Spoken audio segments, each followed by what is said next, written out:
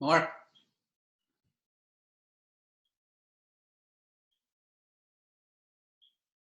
can you hear me?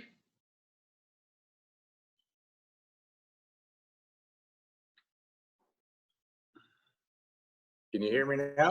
Yeah. I got you now, Marky. Good. Okay, I hit that. I guess it's just you and I so far. Hey, while I got you, quick question. Can you point on your head where the cerebellum and where the basal ganglia is? The cerebellum, when you get a lobotomy, okay, they're taking out your prefrontal cortex. Right, that'd be right there. Yeah, the cerebellum, I don't know, somewhere Back here? Yeah, I think so. I asked you that because I'm going to send you a clip when I do it, but I'm going to walk around like I'm looking for my swing somewhere, and then I'm going to talk about how you don't really lose it. It's over here, and it's over here, and then give a little description, not throwing any of your stuff away, but I like to get a little sense of humor in there first, and then kind of talk about your concepts, and then, of course, credit your book, and we'll talk about all that in the meeting, like how soon you want us to even mention the name of the book, because I know you're not going out till August, right? Get it out there, Mark. You've got the green light, baby. You're at the Indy 500, and you got the green light. I'll send it to you for your approval, but I think you're going to like it. It'll just be a series of little ones here and there, just talking about the different concepts that we've been talking about without using your fluid cues, because I don't want to give away your top secret information, but I'll tell them where they can get it, though, for sure. Well, the thing is the all the secrets are going to be out, okay? And the whole world. So you can use them whenever you want, though I would be cautious because you're opening up a certain kind of door that someone's going to enter into a certain kind of room. And unless you are very, very familiar with that room, they can get frustrated and, so I would be cautious, just cautious. I hear you. Well, that's all good to know. Those are all part of my questions. So. Yeah. Hey, good job. You must feel relieved being done with the book, huh?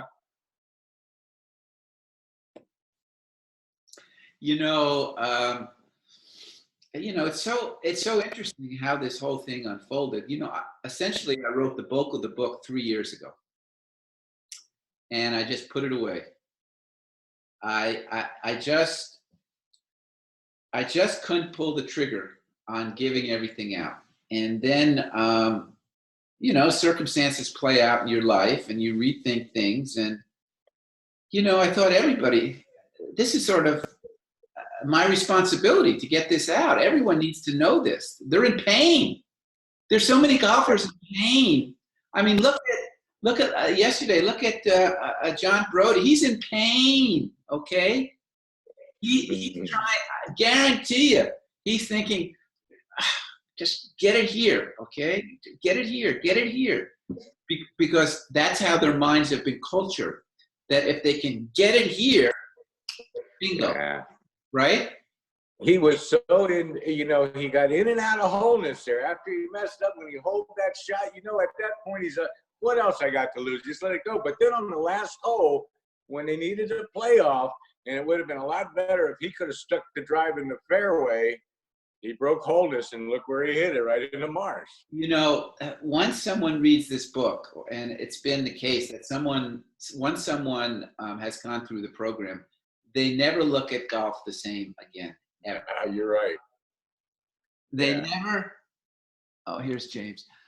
They never look at golf because once you realize, and it's, hi James, once you realize this one thing that when Fred Travis told me this like 15 years ago, it's like, it'll never be the same again. And that one thing is muscle memory doesn't break down. And the only way it could break down is if wholeness is broken. That's it, black and white. You don't even have, I could write a one sentence book. That's it. That's it. That's it. It's so obvious.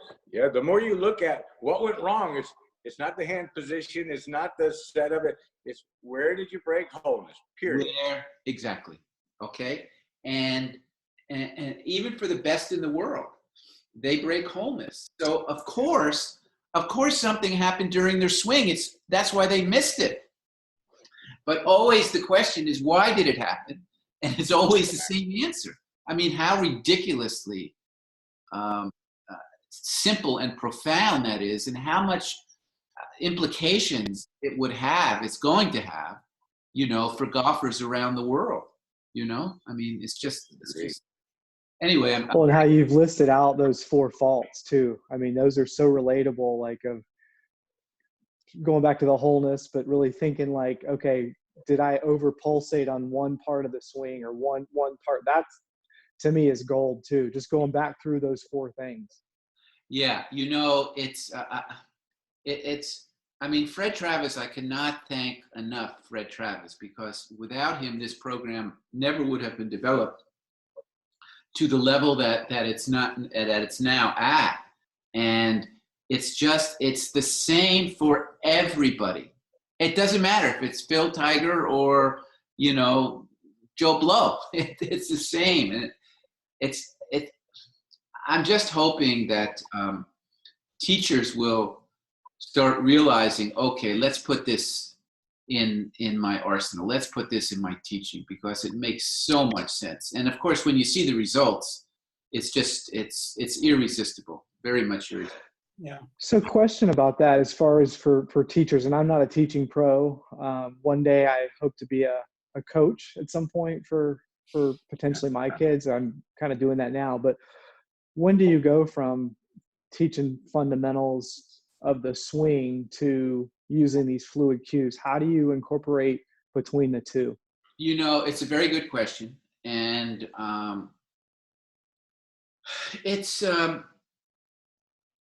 this is how I would answer it. The first thing is, a swing doesn't happen by itself in one respect. Someone picks up a club. It's a very unnatural motion. It's not a natural motion. Throwing a baseball, hitting a tennis ball, it's more of a natural motion. But with that being said, there's 2 things. There's 2 angles. And really good teachers know this, all right? And the first, the most fundamental angle is, let's pay homage to the inner genius of the brain physiology. Let's pay homage for who's that blonde woman? Let's pay homage, okay? Easy, that was my daughter. Let's pay homage to the inner genius of the human brain physiology, mind-body connection. And to do that, in a way, you have to leave a little bit of your ego at the door. You just have to. Now, because if the brain physiology is working the way it was designed to work, to create fluid motion, the body is always going to start defaulting to simpler and more powerful positions. Now, I've seen this with beginning golfers who really, their swings it's like a fetus in a womb, okay? You could see the arms and the legs, but, it's not really a person, And you have to be patient with beginning golfers, because you can't go in there and do surgery, because you're just asking for them to break wholeness systematically. Put your attention on this. Remember, it always goes back. How is fluid motion produced, and why does it break down? If you can't answer that question, let's put it this way, you should be able to answer that question. So what you have to do is you have to do 2 things at one time. You have to pay homage to the genius of the human brain physiology, and then once in a while you have to go in there and do surgery. But it has to be very delicate, and it has to be done in a certain way. And you have to have patience. The teacher has to have patience in order for that genius of the human brain physiology to kick in. So they can't be commenting every shot or every other shot that, okay, You did it, you didn't do it. You know, you guys read the chapter where I talked about you did it, you didn't do it, right? Yes. Okay. That is a very slow boat to China, because you're not associating the process in the mind that actually allowed you to do it. And not only that, but you're not allowing that child to teach himself to ride the bike themselves. Try to teach a kid how to ride a bike and see how far you get. Now, riding a bike and pedaling is a much more natural motion than swinging a golf club. But if you're patient enough, and once in a while, if you have to go in there and do surgery, and you do it based on evaluating it based on wholeness, and you talk a lot less, and just observe. This is what Galway did with the inner game of tennis, okay? He realized, you know, a typical instructor, essentially, even in tennis, is evaluating every shot. Oh, you got your racket back, got your feet in position. You did this. So everything is so concrete. I don't teach anymore. I don't really like to teach tennis that much because it's labor intensive, all right? You're on the other side of the court, even though I don't talk much at all, very, very little. But when you're giving that kind of commentary on every shot, and a golf pro is giving commentary on every shot, and what Galway saw is that when he shut up, the student got better. When he shut up, he didn't say anything. He just observed. So what happens, the whole environment went from this very surface level of the mind to this. So what happens to connecting with the deeper levels of the body? Boom, you've got that connection. So a teacher really has to be patient. And if he's really patient, he would let them hit 10 balls without saying anything. Now, try watching a teacher teach and not saying anything for 10 shots. Am I right or wrong, Mark? Almost impossible. Absolutely. I agree 100%. You know, I think when you had our first Zoom meeting, and you're a guy from Texas that works with all the juniors, because I asked this very same question, Justin, and in our culture of mechanics, how do we all of a sudden switch and get our students to think abstractly? And when you really started putting it in the sense, okay, I can still integrate mechanics, but ask them to review it in the text of wholeness, now we're switching the culture. We're not abandoning our science, but we're saying, okay, we expect them to go out there and be abstract, but everything we say is concrete. So can we mix our concrete with abstractness until before you know it, it's all abstract. And after a while, you just start to trust it. Yes, and I agree. And you know, it's not easy for a teacher to feel that they're not teaching. I'm not telling you something, okay? After all, I spent the last 40 years studying the golf swing. You came to me because you've never really played golf. You certainly don't understand the golf swing. So I am going to instruct you. It's a slow butt. Unless you're a superb athlete, there's something that I call thinking in the transcendent. Thinking in the transcendent, which very few athletes have, and very few students that you'll ever meet, you'll ever teach, will have. And that's the ability to take specific instruction without breaking wholeness. They're able to generate an intention to actually get the club, and I talk about this in the book, okay, to actually get the club in a certain position, but wholeness is not broken. Now, for a beginning golfer to do that, they have to be an exceptional athlete. And they really have to be like in the top 95 percentile. But if a teacher is not patient enough to let them self-teach themselves through accessing the cerebellum and the other, you know, these two loops in the brain, these major loops between the basal ganglia, motor cortex, and cerebellum, transferring information. They want to work. They're the geniuses.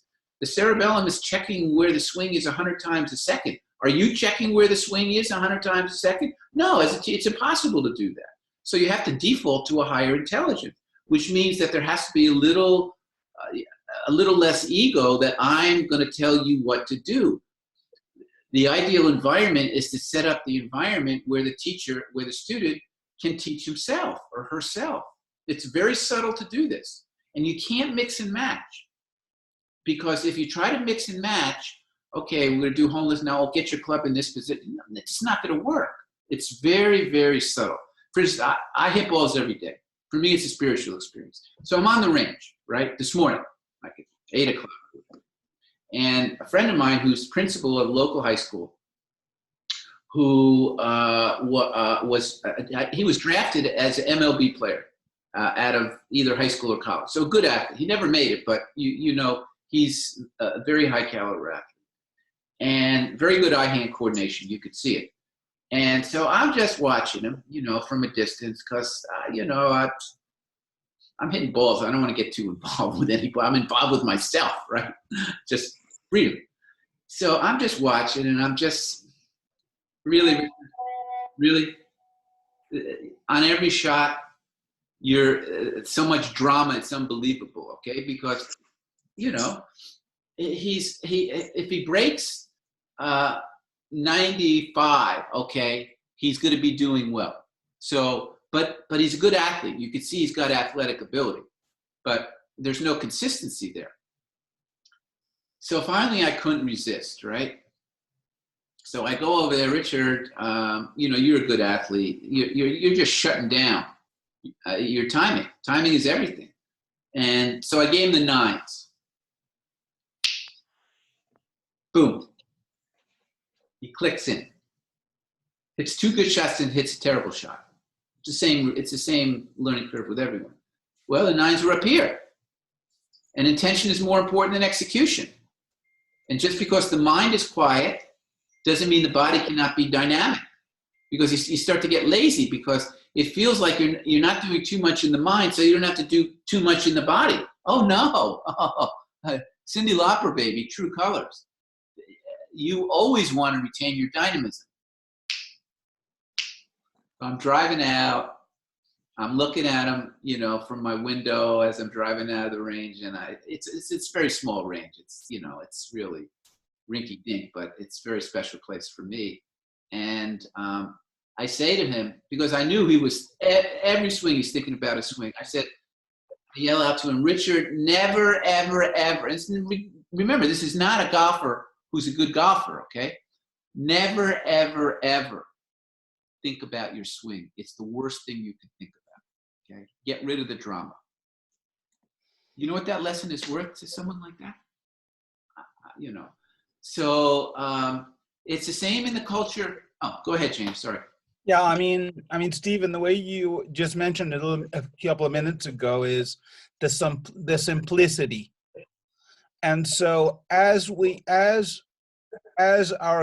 part of the American or Canadian or North American culture, which is very concrete, we want, and I've noticed the last decade, maybe 15 years, that a lot of teachers are really going every day more concrete and more minutia with TrackMan, which is the exact opposite of what your approach aspires to, being very simple and taking away the concrete, going abstract. And that's why I think that there was a gentleman that spoke, I think it was either last week or the prior week, about his experiences and about looking at different things in more of each person is an individual and how their swing goes together, kind of flows in a certain way. And so I feel that that's kind of one of the major issues that a lot of people in the golf world have, a lot of teachers have, is I think an issue of ego, and also an issue of, I want to show my student the numbers as to why something is happening, when what you're looking at is, you can have the numbers, but unless you create the wholeness and unless you create this fluidity, I would say, between the cerebellum and the basal ganglia, things are not going to happen. So we can break the wholeness in many parts of the swing, but I haven't gone through most of your book, but just parts of it. when you say that most of the holiness can be broken at the top of the backswing. And so that's kind of I think the simplicity, and trying to look at your approach, or you would say the natural approach to learning, or natural approach to golf or any activity, is an issue of letting you be able to do the swing. And that's kind of like how I look at it. So it really clashes a lot with how golf is taught. James? Sorry. No, it's very true. All right. It's very true. And it's not Stephen yelling. I'm leaving my ego at the door. This is nature. This is science. And the issue is, more understanding does not necessarily mean more progress. Sure. More understanding does not mean more progress. So what I see on some of these golf forums, to be honest with you, it's mind-blowing to think that anyone that has any practical implications to a 10 handicap golfer. I mean, that is, that's like giving a math book to a beetle. Okay, they just can't comprehend it. It's just incomprehensible. Not only that, when someone, even a beginning golfer, especially a beginning golfer, when they hit it solid and they get it airborne, ask them what they were thinking. Okay, nothing. Zero. You can't. So if that's the ideal, when I started developing my program, I thought to myself, it was a very simple idea and thought. Let's take what happens in the most ideal scenario of when someone's playing well, and let's try to replicate that and come up with a program so you can practice that. In other words, you have a zone experience. Well, what happens during a zone experience? Well, it's basically the same for everybody. Okay, if that's the highest first, let's go to the highest first. Don't go to the second or third level. Let's go to the highest first. Let's capture the fort so the whole territory is yours. So let's understand what happens in a zone experience, because that's what initiated and precipitated this whole adventure that I've been on for 45 years. I had 1 hour of a zone experience up until that point in my life. It wasn't in golf, it was in tennis. So I thought to myself, if this is the ideal scenario, let's come up with a program to practice that. And then it took a long time with all the nuances, and it took a Fred Travis and neurophysiology. But what's happening is that, why do you think the game is not growing? Why do people quit? Of course, they always get a new influx, but let's see how long that new influx lasts. And of course, it's expensive and it takes a lot of time or whatever. But I guarantee you, I played a few sports. No better feeling in the world than hitting a solid golf shot. I don't care what sport you're talking about. Maybe bottom of the ninth, seventh game of the World Series, you hit a home run to win the game, but that's a rare thing. So my feeling is golf is not progressing and players aren't reaching their potential because they can't answer the question, how is fluid motion produced? Why does it break down? So they set up teaching scenarios, literally, not everybody, to go in a slightly different direction. Go ahead, Mark. Well, this is, I'm aboard 100%. And to me, is, so how do we make the culture shift when what James says is so true? TrackMan, K-Vest, everything is minutia, and that's what they're selling. So that's what we're competing against. So now it's our turn to go the other way. And what kind of marketing strategy should we employ? Because last summer, you may or may not remember this, but this is a typical example of when people come to us for lessons, they want the concrete, and I want to give them what they need, but I'm so much more the other side of it now. And I had a student who was shooting 68 80s and refusing to believe it had anything to do with his mental process. It was all he lost his swing, and I asked you, and I gave him like 3. He always called me the day before the golf tournament for a lesson. So I want to make sure I'm ready, okay? And the last thing I'm going to do is give him something new to work on the day before a tournament. I would tell him it was great. Sometimes even if it wasn't that great, but I knew it had nothing to do with his performance. So he finally had his dad call me and said, the last 3 lessons, Mark hadn't given me anything to work on. And so this is our culture. This is what we're dealing with. I've got some ideas of my own. I'm going to be putting some videos out. But for your marketing strategy, how do we change this culture shift other than, you know, if you guys reading the book and talking to other guys and putting stuff on Facebook? What's the plan? You know, it's a big cultural shift, but I think it's inevitable. And the marketplace is going to move it. The marketplace will move the paradigm based on results. And, you know, I'm just one person. I certainly, you know, I'm not capable of making the whole golf industry, you know, moving the paradigm. You know, I'm going to need a lot of help. But, you know, it's like when Apple brought the iPhone to the marketplace, who decided on the paradigm shift? Was it the head of Nokia or Motorola? No, it's the people who use the phone. Hey, this is fantastic, okay?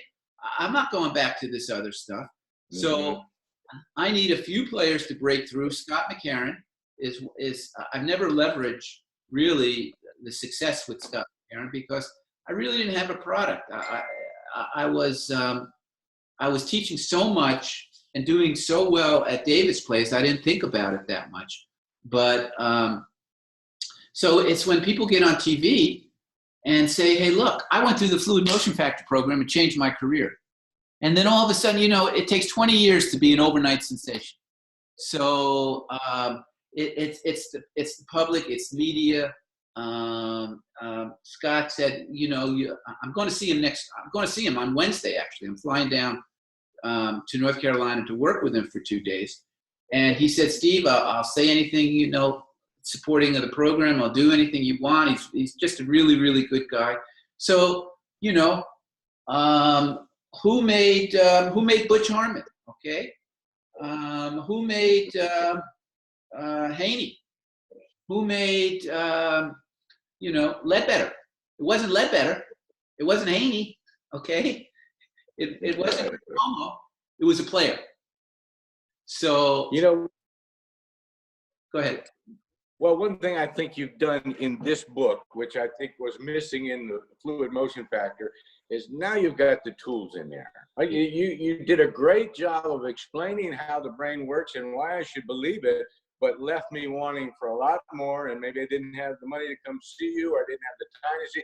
Now those excuses are gone, and now you've got a book with tools that will give the answers people need. So I think it's just a matter of time of getting the word out, getting the book out, and promoting it. You know what, Mark? I'm ready for prime time. I wasn't ready for prime time. I wasn't ready to give out this knowledge. 45 years of just going deep for $20 or $25. I wasn't ready to do it. It just went against every cell in my brain. And then literally, and I'm saying this humbly, because for me, my life goals are spiritual, not monetary, is I woke up and I realized, Stephen, you have I'm saying this humbly, you have an obligation and a responsibility to these golfers, because this knowledge is going to be the same 1,000 years from now, and it's going to fulfill your life. It'll fulfill my life on a certain level, and it'll fulfill my financial goals on a certain level. But I don't really have interest in becoming famous. I have interest in this knowledge becoming famous, because it deserves fame. It deserves it. And I didn't invent it in a way. Of course, I invented the program, but I didn't invent the genius. What deserves fame really is the genius of the inner brain physiology. And that's what deserves it. And what's going on in the culture of the game is that it's playing second fiddle. It's not even second fiddle. It's fifth fiddle. So, and for me, when I teach and I see someone hit a ball, or someone writes me about, their experience reading the book or whatever, I get a vicarious thrill. So it's a little selfish because I know what they're experiencing. I know it. So I get a little rush with it every time. Very cool. So it's going to take time, but, it's guys like you, really, literally, from, the grassroots that say, okay, you know what, let's pay attention here. Don't you think that we need an infusion of this into playing and into teaching? And, if I sat down with Tiger for 10 minutes, he would say, everyone needs to know this. Just 10 minutes, or Phil, or Rory, anybody, it doesn't matter. Because when you start explaining, which they don't, they can't, they've never been exposed to the knowledge of why they played well and what happens when they don't play well. Yeah, I've been looking, but anyway, so. What else, guys? Well, I don't want to hog all the time, so I'll let someone else go first. But if no one's got anything, let me know. Stephen, can you go back a little bit to the dinner table and the two groups? And that analogy, just to kind of consolidate a couple of thoughts. So if you're a professional athlete Mm-hmm. and you're making a living from your performance, you never want to feel that you're not too sure what's going to happen. Okay. That's not a good feeling. That's not a good feeling at all. So the dinner party story, when you first hear it, may be a little counterintuitive because you're saying, you're not too sure what's going to happen.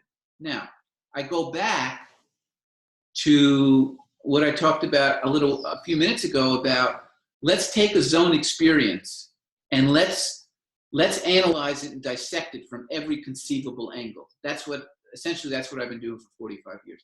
Let's have no aspect of this zone experience not examined with a microscope. So one of the main experiences during a zone experience is the experience of time. The experience of time is absolutely crucial because it controls the muscles. And everybody knows that because everyone knows, when you rush anything, any motion, it's not going to be sequenced correctly. So there's two ways that I understand time. One is real time. Real time is when you're witnessing the motion unfold as it's physically unfolding. So if you're up here, you can't witness the motion at impact because it hasn't gotten to impact. You're only right here. Now, if you start anticipating what it's going to feel like at impact, even though that's a natural progression, you're off the couch. You're already anticipating what it's going to feel like at impact, and even more importantly, the result of the shot. Now, again, to have innocence up here, do you think any of those four players, except for Tiger, had, on the first tee, had innocence at the top of the swing? No. They were so far off the couch. Even Phil. It was ridiculous. Everyone was nervous and choking their brains out, okay? So, understandably. So what does choking mean? Choking means that you're not experiencing time normally. You're either in the future or you're frozen. One of the two. So if you're frozen, you don't even know you're having a dinner party, okay? If you're in the future, you're already anticipating off the couch who's coming to your dinner party or how it's going to feel at impact. It's the same thing, all right? We're just using people rather than a sequence in the motion. So when Tiger says, I took the club out of the bag, I didn't remember anything until I saw the ball land on the green, there's no anticipation on who's coming to his dinner party. In other words, there's no over-anticipatory response going on as to the outcome of the shot. Because if there is, now we're only talking about 1.5 seconds, okay? You can experience whatever you want beforehand, but then again, he said, quoting, I took the club out of the bag, I didn't remember anything until I saw the ball land on the green. Now that's an interesting statement because he has to create his algorithm. He's not creating the algorithm. Well, maybe he is, but probably not. Maybe he's behind the ball and he creates the algorithm, then he goes to the bag. I'd have to look at, a few of his sequences, but he has to create the algorithm. So he may be creating the algorithm. If he takes the club out of the bag and he creates the algorithm, then he's saying, I don't even remember the algorithm. So I don't really buy into that. I would say he creates the algorithm, what he wants to do, then he decides on the club. Okay, and that from that point on, I took the club out of the bag. I didn't remember anything until I saw the ball land on the green. He is living in the world of being on that couch so much, even though every single thing about that circumstance, back nine at Augusta, chasing Jack, another major, history beyond history, wants for him to try to see who's coming to his dinner party because the ramifications are so great. The ramifications are so great. I want to know. So it takes an athletic genius not to know, to really stay on the couch. It's the eternal be in the moment. Well, if you're in the moment, you don't know who's coming to your dinner party. Now that's not to say you don't have confidence in the outcome of the shot. But when you're on the couch, you'll always default. It's like you'll default to the DNA goal. It's a 10 level of acceptance. I accept everything, but I'm always going to default to hitting a good shot. I don't know. That's a lot of talk, James. Did that sort of help? Yeah, it clarifies it a lot. It clarifies it a lot as both the experiences, and it really kind of puts a lot of things quite nicely together. Yeah, it's like, again, you go to the range, it's 8 o'clock, 7:30, grass is perfect, hasn't been hit, beautiful day, you drop 5 or 6 balls.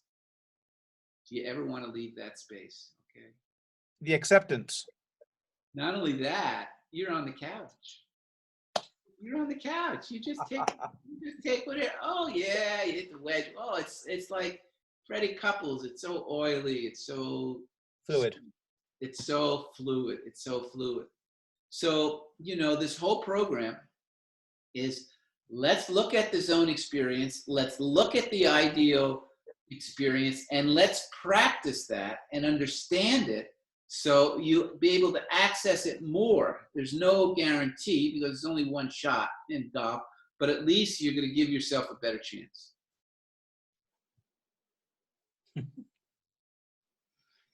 Great. It's,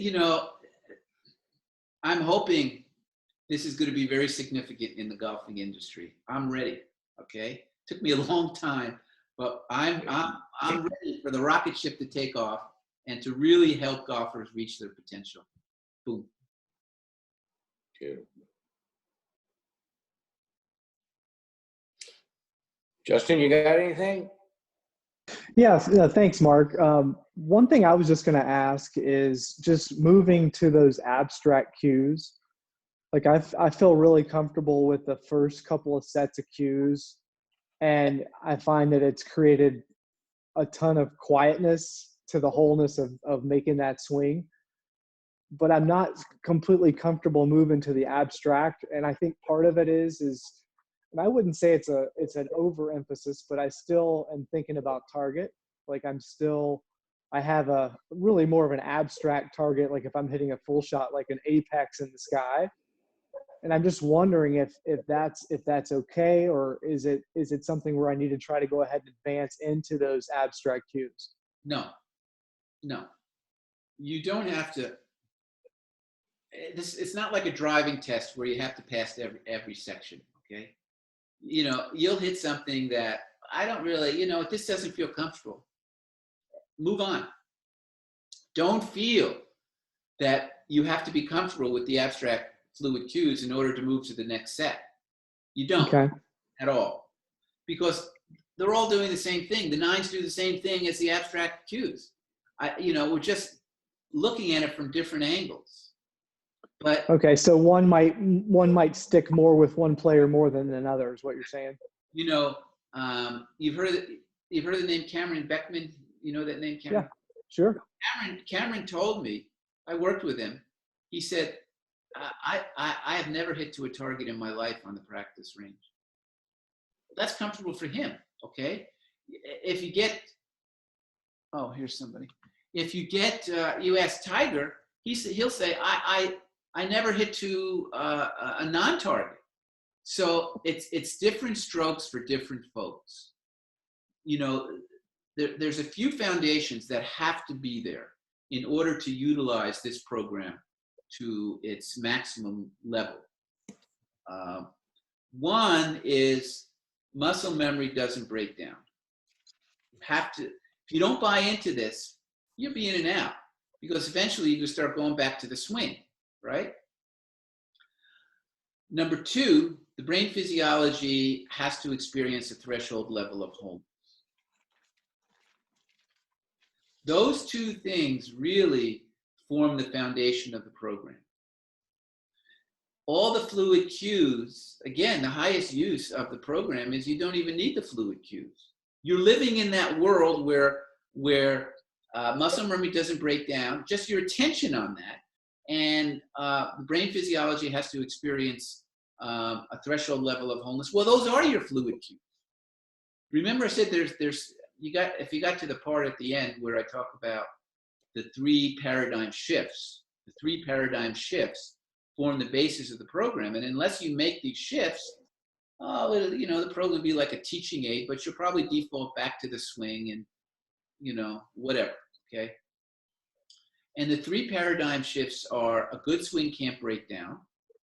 No, the 3 paradigm shifts are: I'm not trying to swing well, I'm just trying to access what I already own. I'm not trying to swing well, because if you tell yourself I'm trying to swing well, you are by default saying that there's an opportunity that I don't swing well, which means I have to go through my checklist in order to swing well. All right, it's not a default thing. There's a little drama involved. So first paradigm shifts: I'm not trying to swing well, I'm just trying to access what I already own, because muscle memory doesn't break down. The second paradigm shift is a good swing can't break down. What breaks down is the ability to access it, which means that when you do make a poor swing, well, of course something happened in the swing. That's why you missed the shot. But the question is, why did you miss it? Okay, not that you missed it. Well, you broke wholeness, essentially.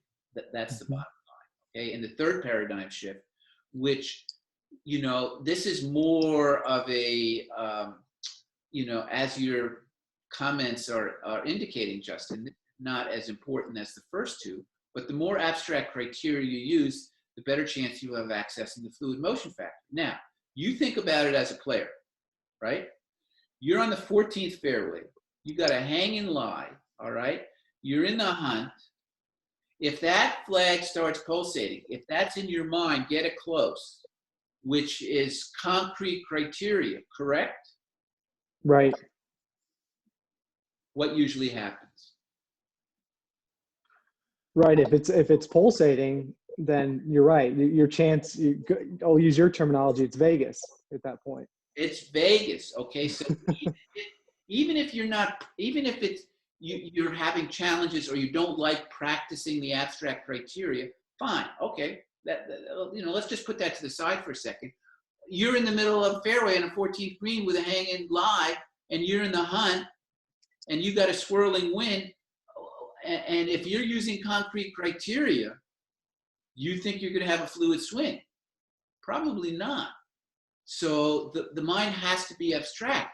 So if you default to that abstract criteria where the situation is almost forcing you to have concrete criteria, that's why it's so challenging to default to abstract criteria.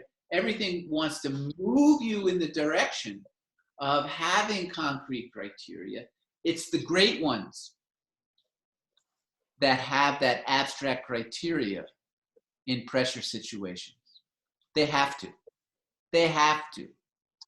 So even if you're not practicing, just in using the abstract criteria, know in your mind and in your heart of hearts and in your golf soul that you better be having abstract criteria when you're under the gun and you have to make something happen now.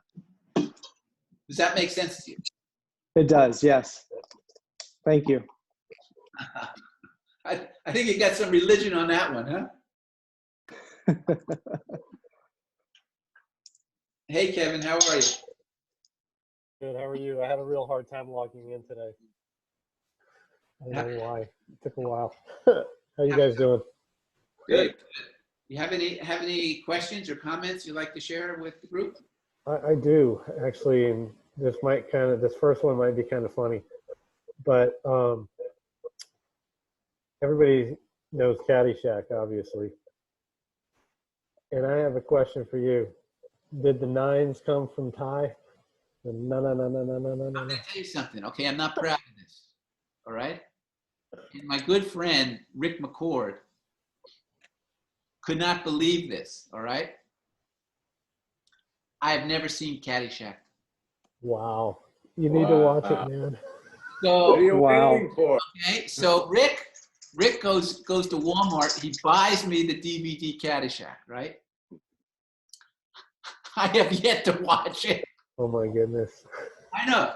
I don't know how you guys would even listen to someone who hasn't watched Caddyshack. It's classic. I know. I'll be honest. I actually went out and did that. I actually, changed it from nines to what Ty did, and it actually worked better. What did he do? Basically, he just created like a mantra of just no, and it just literally does work. And it frees your mind up. It clears your head out, and you feel a flow with it. It's a flowing motion, and it no longer, like I know how you always say, don't look for patterns. It actually relieves me of patterns. Good. Hey, listen, here's my mantra. Whatever works. I'm not saying I have every single sauce in the secret sauce, but the same pitfalls will apply because, this works fantastic. This works fantastic. And you get under the gun out there and you start going, no, and it's going to be pulsing. Good luck. Okay. Yeah. So I would be weary. There's no magic fix. There's no fluid cue that's going to work every time. Right. That's why I think the fourth set, which are the most abstract, you're doing something before you even take one walk into the ball, are the most effective. But the numbers, anything, can get really loud out there really quick because you're going to make it to start of the show. Yeah, and that's what I was trying to avoid. Kevin, Yeah.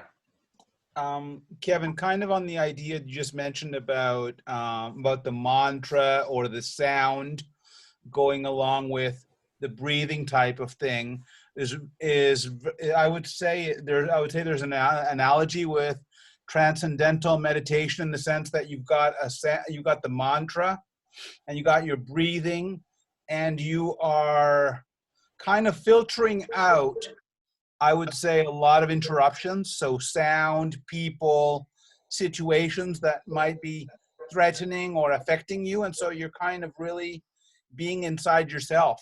Right. Yeah, because what it's helped me to do is I've actually felt more fearless. Sure.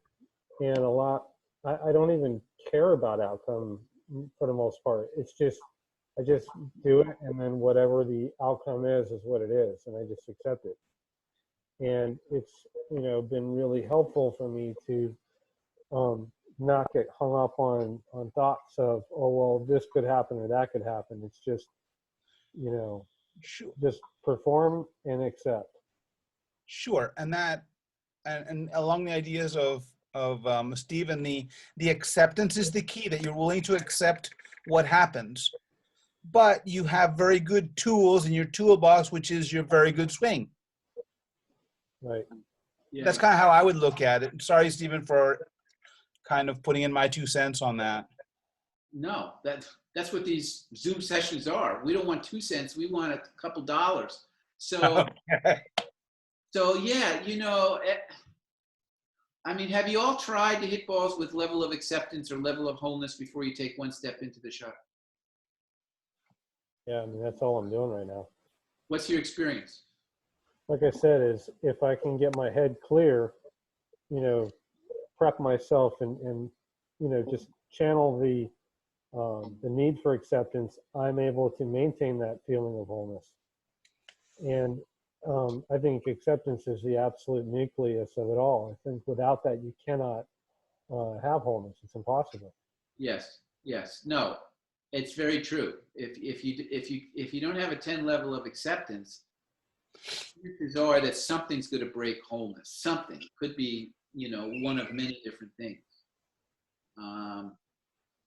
But you guys keep talking. Hold on one second. I'm running out of my battery again. I can't believe I didn't charge it fully. I got to go get this device. So hold on for just for 1 sec. Yeah. Stephen. I mean, no, Stephen. No, sorry. Kevin, sorry about that. Have you tried transcendental meditation? I had. It was a waste of time. Really? Yeah, I could not. Okay.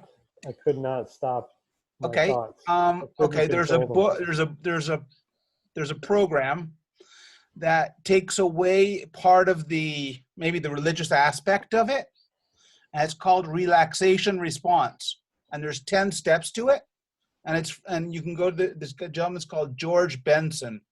He kind of developed the system in the 70s, very similar to transcendental meditation.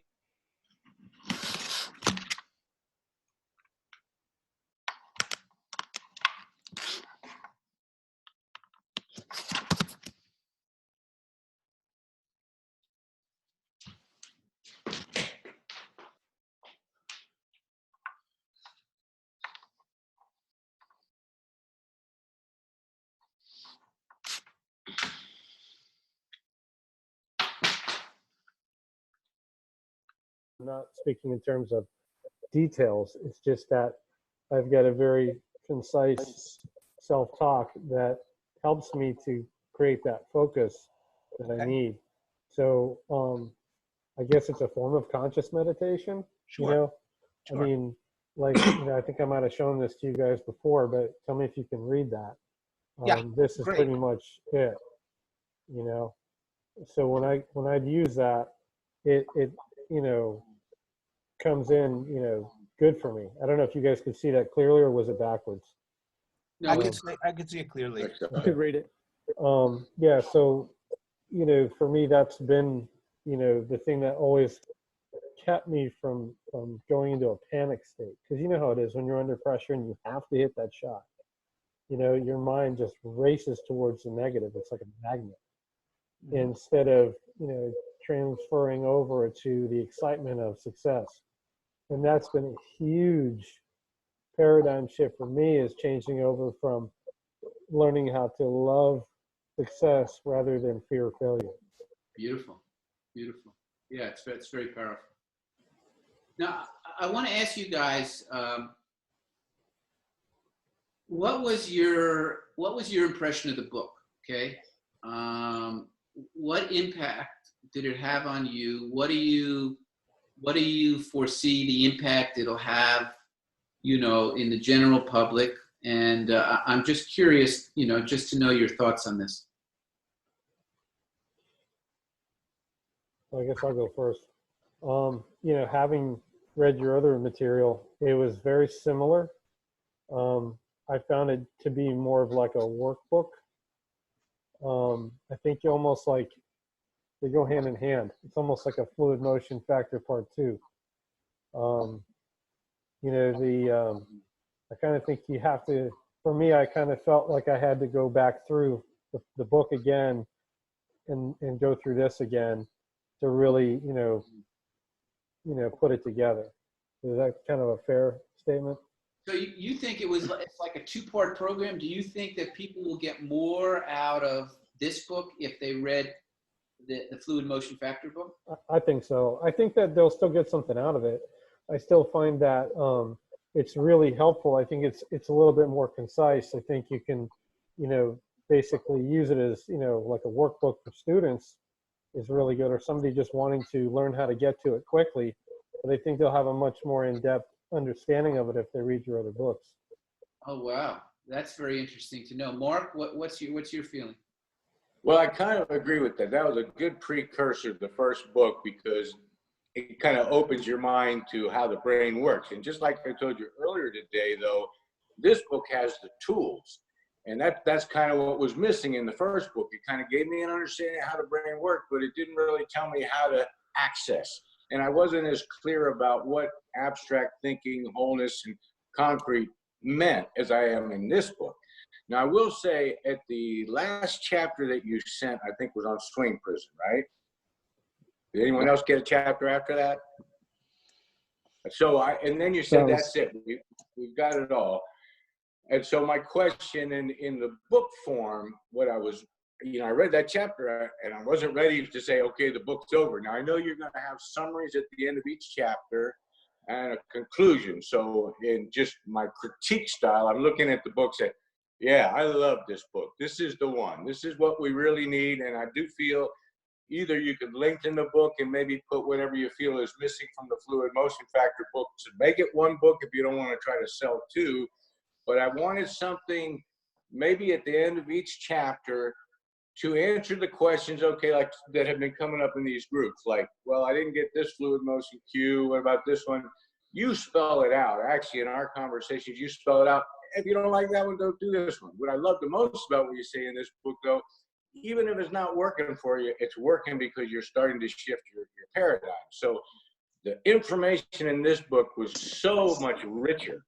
I just want to make sure that at the end of it, I realized that I handled this book the best way I could, and that's because I'm a concrete thinker, and that's what I'm trying to want to make sure that I access it. But I loved it. I thought you wrote it well.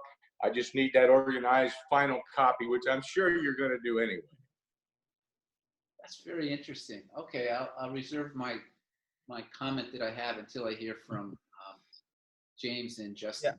I haven't finished the book, but I think that the idea of a summary at the end of each chapter will be very useful in the sense that the chapter really each chapter I've read so far really has a lot of the information, a lot of the tools, well put together. But then if it was me, I would probably want something poor. If it was me, I might think of maybe adding something to the book, or maybe adding something that someone could like a small booklet that you have all the cues in, maybe, I don't know, 5 or 10 or maybe 5 or 10 pages, so you could have those in your pocket, kind of like a yardage book type of thing. Because for me that would be really the apex of having it accessible whenever you want it, not having to kind of fluid cue 1 is this, fluid cue kind of that. I think that would be super useful. Yeah, you're not the first one to say that. Yeah. Okay, Justin. Yeah, so I've read both of your other books, and this is definitely my favorite. And what I've seen about this one is just the application. I think it's helpful to have read both because you see the total picture.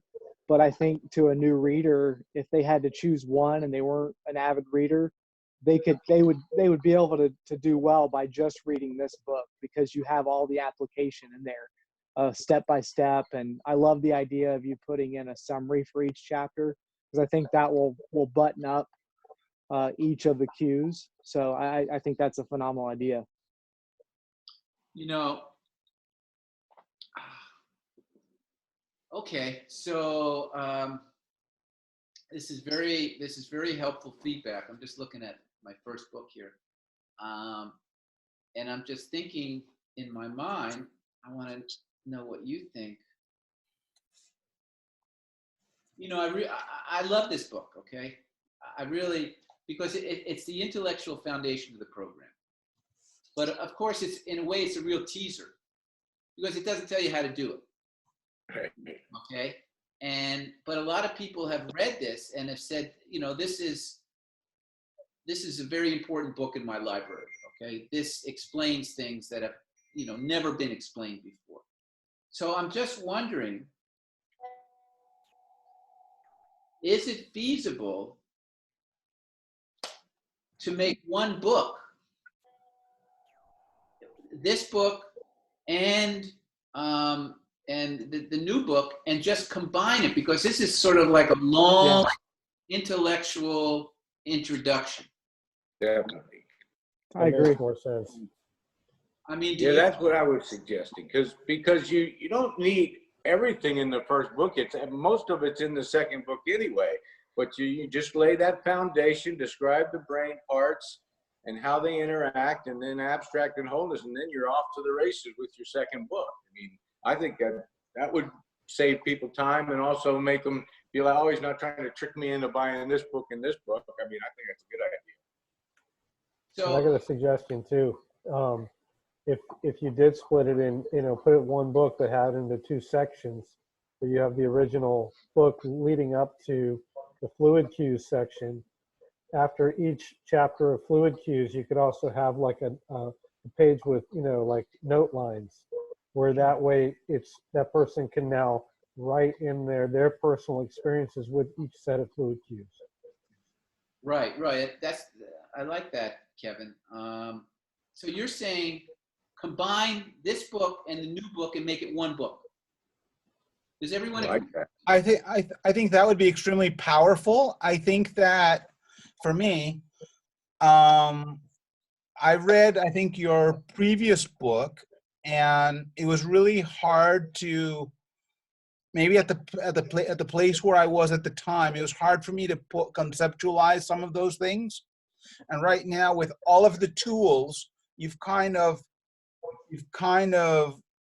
taken the first book and the second book, and the second book is really, even though a lot of the language is very abstract, wholeness, which is hard for some people to really wrap the brain around, because you have to really be in a position to be able to get that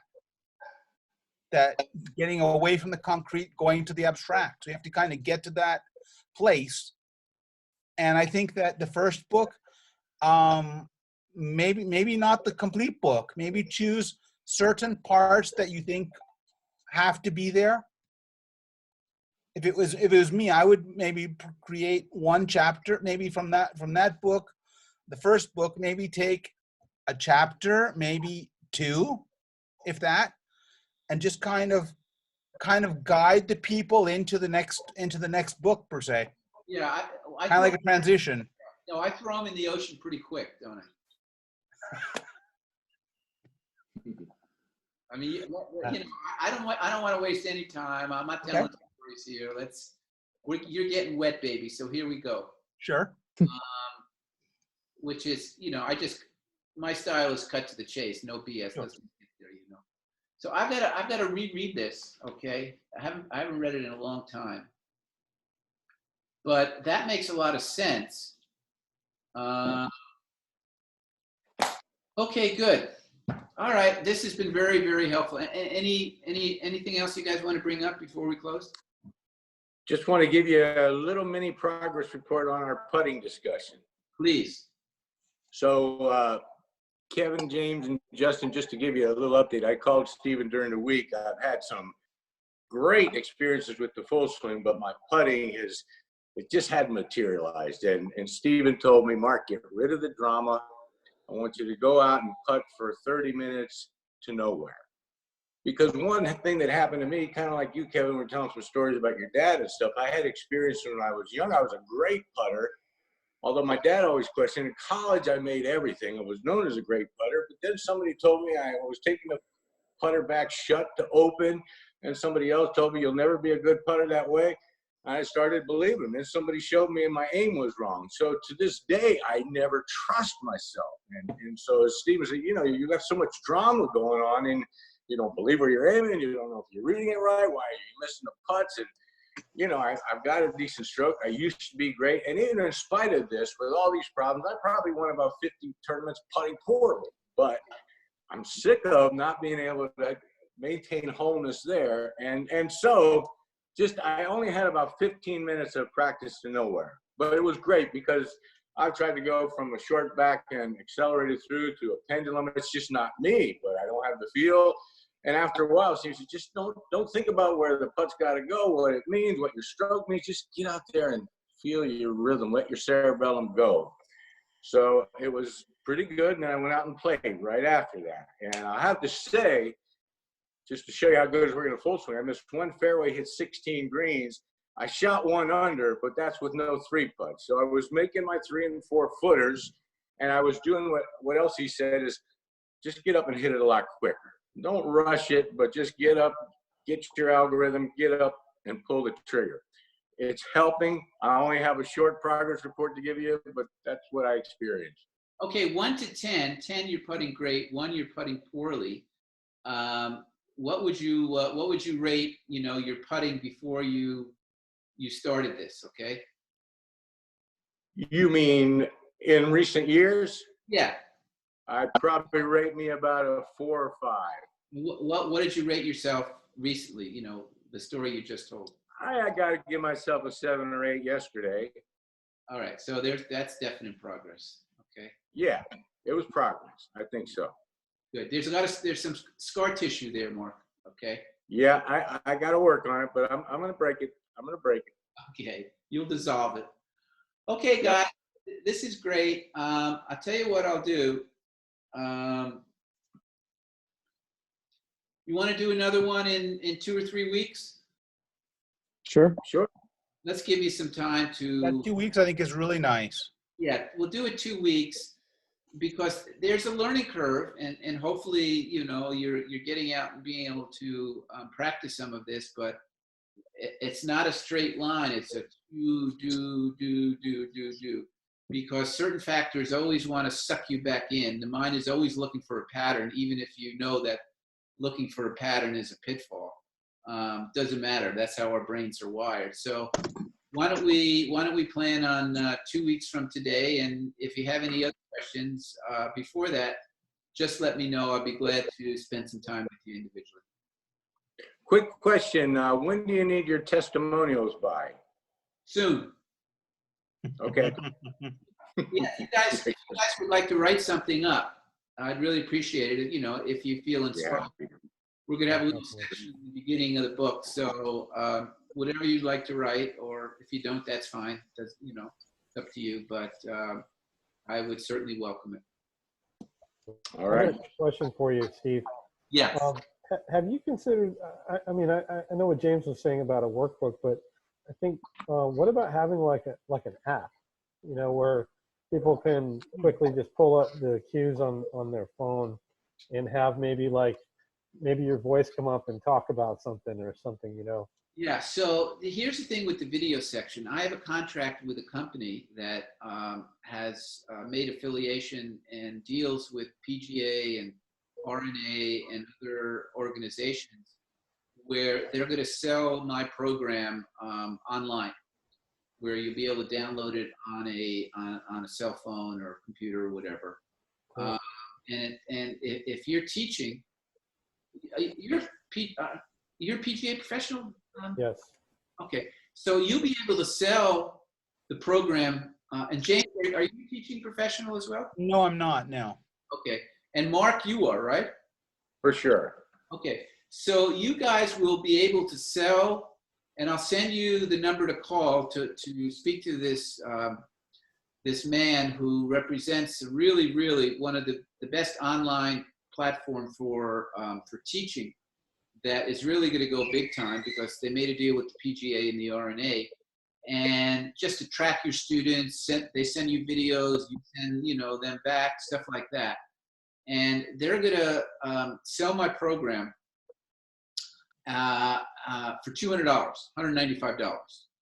Now the PGA Pro that sells it gets $50. So you'll be able to make money. And especially if you know the program really well, as all of you do now, and especially if you decide to go through the certification program, which I hope you would consider, is that when you sell the online program, you'll have follow-up with your students for life, because this is a lifelong thing. This is so subtle. There's no end. You can't end. And you can't hear it enough times. It's like, it's a never-ending subtlety of this. So I'll give you the information. This is going to come out in a month or two. And so you can make some money. You get 25% of the selling price. So selling price is 200. So you make $50. So I'll send that out information as well. So that's why, Kevin, I can't do an online thing because I have a contract with these guys. Gotcha. Yeah. Okay, good guys. Have a good holiday day, rest of the week, and I'll send you something in about 2 weeks. We'll get together. Look forward to hearing your stories, your progress, and hopefully being able to answer your questions. Sounds great. Thanks, Steve. Stephen. Awesome. Great, thanks. Thanks, Take care, guys. guys. Thanks. See you later. Bye-bye. See you guys.